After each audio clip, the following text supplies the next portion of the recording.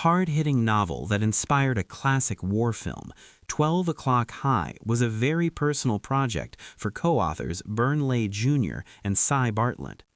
Drawing from their own experiences as 8 Air Force officers during World War II, Lay and Bartlett crafted a heady mix of combat heroics and interpersonal drama based primarily on the exploits of the 306th Bombardment Group, one of the first American units sent to England to battle for air supremacy in the European theater.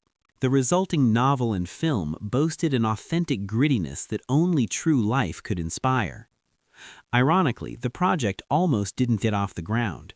At the end of the war, Bartlett tried to convince his friend Lay that a novel would serve as a powerful historical record and an equally good motion picture.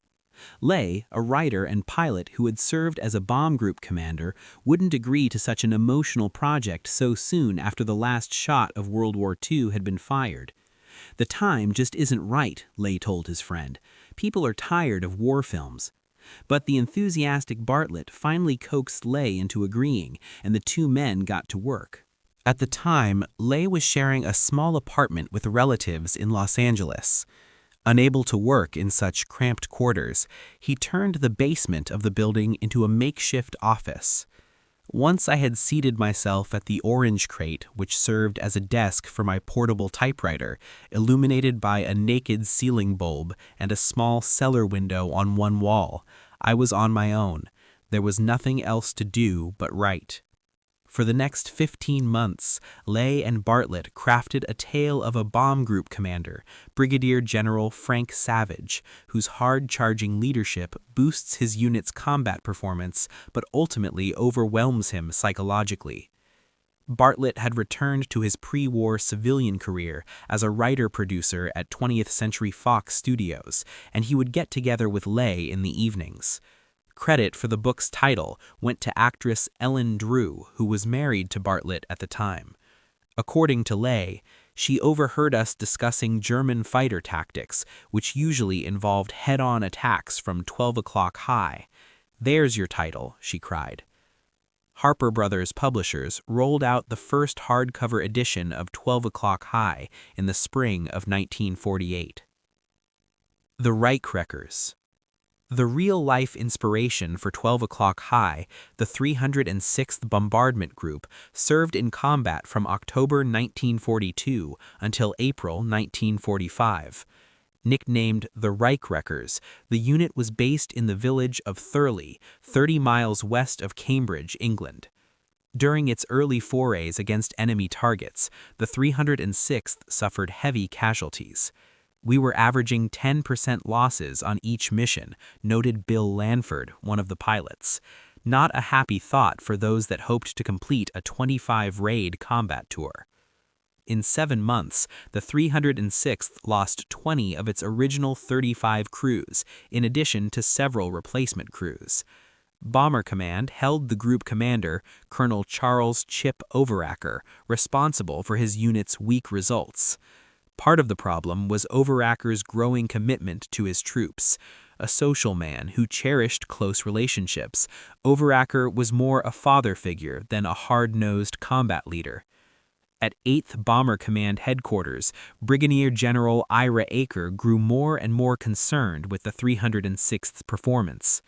In January 1943, Aker replaced Overacker with someone he hoped would overhaul the 306th Bombardment Group, Colonel Frank Armstrong. In 12 O'Clock High, Lay and Bartlett modeled much of their central character of Brig General Frank Savage on Armstrong, an expert at bombing operations who had joined the fledgling Army Air Corps in 1928 and led the first American heavy bombing mission into occupied Europe during World War II. According to Donald Bevan, a B-17 waist gunner in the 306th Bomb Group, Armstrong was a strong, leading man type with Hollywood flair of dress. He privately considered the 306th a sharp outfit with an excellent record, and he soon brought the unit out of the doldrums. Frank Armstrong was the kind of tough leader that was needed to turn the situation around, remembered John Lambert, a pilot with the 306th, and that is exactly what happened as a natural consequence of his taking command in January of 1943. I do not remember any one thing that he did to get these results. He was just a good combat commander who inspired confidence, and, to a man, the group quickly shaped up under his leadership. A key plot point in 12 O'Clock High is Savage's mental crack-up. Emotionally overwhelmed, unable to deal effectively with the repeated losses of men to the enemy, Savage collapses under the strain. During World War II, in addition to creating a daylight bombing strategy from scratch, the 8th Air Force had to map its way through uncharted psychological territory. How would air crews react to combat, and what was the best way to deal with it? Problems ranged from physical exhaustion to mental breakdowns like the one Savage experiences in 12 O'Clock High. When a flyer was undone by missions, recalled Harry Crosby of the 100th Bomb Group, when he saw too many planes blow up in front of him, when his tail gunner was cut in two on a mission, when too many of his friends were killed, he sometimes quit. We did not call them cowards, we called them combat failures. Military personnel familiar with 12 O'Clock High were aware that the character of Savage was based on Armstrong, but not everyone knew that the Savage's psychological breakdown was fictional. At least 100 times people who did not serve with us in England asked how long it took me to recover from the breakdown, said Armstrong, slightly miffed. Those who were there have never ceased to jokingly tell me, it's too bad you never quite got over your mental problem. While completing their novel, Lay and Bartlett pitched 12 O'Clock High to film studios, and in 1948, Hollywood gambled on a movie adaptation. Darrell F. Zanuck, studio chief at 20th Century Fox, bought the war story for $100,000, a rather large sum at the time.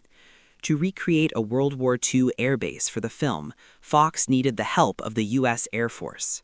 That September, on the same day that he received Bartlett and Lay's draft script for the film, Zanuck leapfrogged the entire military chain of command and wrote directly to General Hoyt S. Vandenberg, the Air Force Chief of Staff. In an enthusiastic and name-dropping letter, Zanuck gently prodded Vandenberg for help. I do not know whether or not I am a fool to attempt this project at this time. It will call for an investment of approximately $2 million at a time when the national box office has slumped and when most producers are looking for the so-called surefire box office entertainment. Zanuck played his cards just right. Vandenberg replied that the Air Force was definitely interested and would assist the studio. A technical advisor, Colonel John DeRussy, was assigned to the project. He had served as operations officer for General Curtis LeMay's 305th Bombardment Group in Chelveston, England during the war. DeRussy was teaching at the Air Command and Staff School at Maxwell Air Force Base in Montgomery, Alabama, when he received his temporary duty orders for a 90-day assignment on 12 O'Clock High. For the film's flying sequences, the Air Force lent the studio 12 B-17 Flying Fortresses and their crews. Some of the aircraft had served as drones and drone controllers. Others had flown in the 1946 atomic bomb testing program known as Operation Crossroads. Still radioactive, they could be flown only for short periods of time. At Fox Studios, Zanuck assigned Henry King, an expert at period pieces, to direct 12 O'Clock High. Bartlett and Lay revised their script, focusing their story on the difficulties inherent in combat leadership and gradually building up to Savage's psychological breakdown. Meanwhile, King hopped in his private Beechcraft to scout locations for the film. A do-it-yourself individual, King noted that he flew nearly 16,000 miles scouting locations in my usual way, taking my own plane and doing the job personally. With the assistance of technical advisor DeRussy, King hopscotched a number of military installations until he found the right one, Eglin Air Force Base, a sprawling facility of more than 500,000 acres situated 30 miles east of Pensacola, Florida. Eglin was the proving ground for Air Force and Navy aviation programs and had 10 satellite airfields. King found the terrain he wanted at Auxiliary Field No. 3, better known as Duke Field, which stood almost 20 miles north of the main base. Duke Field would appear as 12 O'Clock High's aerodrome in the fictional English town of Archbury. The studio constructed 15 buildings and packed the set with period aircraft, equipment, and vehicles. One additional location was required for the film. In March 1949, King and DeRussy checked out Ozark Army Airfield, a quiet, weed-infested airstrip near Maxwell AFB in Alabama. King figured that he could use the field for some B-17 aerial shots, but more specifically for the opening and closing scenes of 12 O'Clock High, when leading character Harvey Stovall visits his old English air base, now overgrown and fallen into disuse. At Ozark Field, King noted, weeds had grown as high as a man's shoulders in some places, and the adjacent scenery was perfect as an English countryside. After filming those scenes, the crew would hire mowing machines from local farmers to trim the grass for B-17 takeoff and landing scenes, as well as a nail-biting belly landing sequence. To maintain an authentic period look, scenes with airborne aircraft were shot at Ozark because British airfields during World War II had dark-colored runways to camouflage them from enemy eyes. Capturing the spirit of the U.S. Air Force on the silver screen. With filming locations ready to go, 20th Century Fox chartered cargo planes to haul the production crew and its equipment from Hollywood to Florida. The cast and crew shuttled between the two bases during the 6-week shooting period. 72 members of the production flew on a DC-4 Skymaster from one spot to the other in a short 22 minutes. By car, the trip would have taken 5 hours. Meanwhile, DeRussy secured $1 million worth of 1942-era Army Air Force uniforms and gear to use on set. Cocooned in heavy flight clothing, the actors battled the hot, humid Florida environment each day. DeRussy came away with a new appreciation of the Hollywood film machine. He said, "I understood why film actors get paid so much. They work hard." DeRussy recalled that the production crew worked fantastic hours on sets that cost $65,000 per day to operate. King typically allowed the actors one dry-run rehearsal and then tried to film each scene in one take. Shooting began daily at 8 a.m. and lasted into the evening. Dailies, sequences of recently shot raw footage, were reviewed until 8 or 9 p.m. 20th Century Fox contract player Robert Arthur played Savage's clerk and driver, Sergeant McElhenney, in the film. "It was a large cast," recalled Arthur, "and we had been given hundreds of dog faces for background atmosphere." Eglin Air Force Base was a huge facility with a large workforce, and 20th Century Fox was able to use active-duty Air Force personnel as background extras in many scenes. Fresh from basic training, James Story was at Eglin awaiting his first active duty assignment when he volunteered for temporary duty with 12 O'Clock High. "I was an airman 3rd class with spare time on my hands. They asked me if I would be interested in helping out in a movie that was being filmed at Field Number 3. I had no idea at that time what kind of movie it was." Story reported to the set 5 days a week for about 3 weeks, arriving between 7 and 8 o'clock each morning.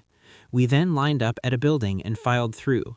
There was a counter where some person would judge by sight what size clothes we wore. He put our clothes for that day on the counter and told us to don them. After getting dressed, the airmen were led to a holding area until they were called to the set. As for the rank each background player wore, it was random selection," remembered Story. "You might be a captain that day, or a private, or anywhere in between." As shooting progressed, Story came to appreciate the Hollywood actors' laser-like focus on their craft. Gregory Peck, playing Savage, always knew his lines and rarely needed to complete more than 2 takes of each scene. The eager extras, on the other hand, weren't as well trained. In the critical scene where Savage makes his fiery introductory speech after taking command of the 918th Bombardment Group, hundreds of airmen playing Savage's crews were crammed into a Quonset hut at Eglin AFB. It took 13 takes to get the scene right. Recalled Story, "We were dressed in big coats and were given packs of cigarettes to smoke up the room. By the time we finished, we were sweating and coughing pretty badly." Although the production of 12 O'Clock High went smoothly, not everything went as planned. Paul Wurtzel, a member of the production staff, remembered an incident in which the filming of the B-17 flying sequences almost caused a tragedy. They had one shot with a B-17 taking off, said Wurtzel. They had the camera out in the middle of the runway, and the plane never got up high enough to clear the camera.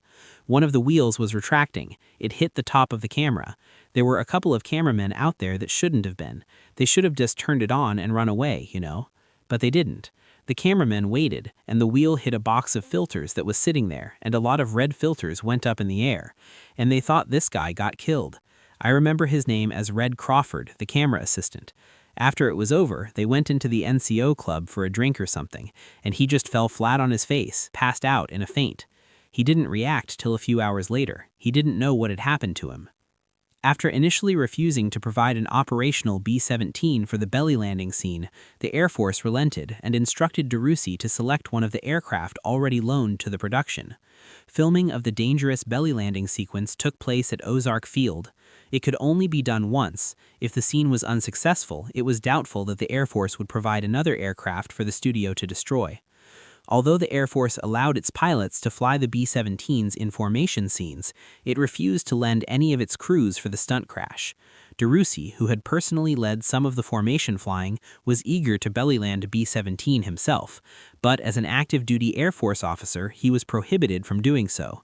Stunt pilot Paul Mantz, who had been hired to film the flying sequences from his camera-equipped B-25, volunteered but requested a weighty paycheck for the job. When an annoyed King offered to perform the stunt himself, Mantz conceded and settled on a price of $2,500. King set up 4 cameras to record the shot.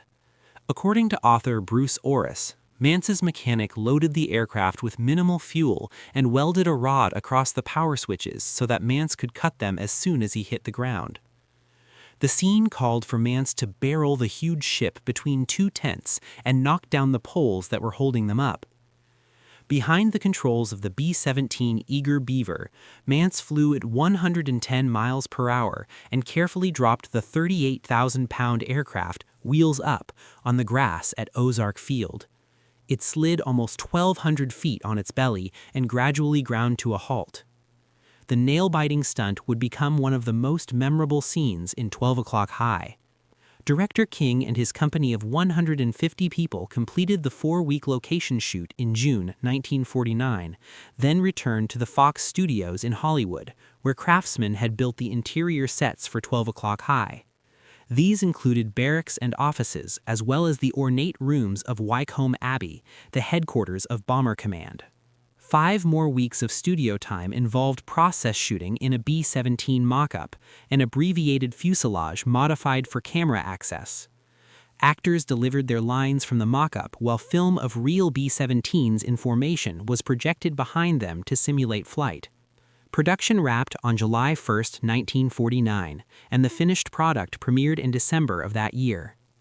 More than half a century since its creation, 12 O'Clock High remains a popular and highly respected war film enjoyed by movie buffs and military personnel alike. 12 O'Clock High has also been used by civilian and government organizations as a leadership training aid. From 1964 to 1967, the ABC network aired a television series based on the film. For actor Robert Arthur, the quality of the project was evident early on. I think 12 O'Clock High has withstood the test of time because it is a very fine example of filmmaking, Arthur said. The entire cast and crew was devoted to making a fine example of the spirit of the U.S. Air Force.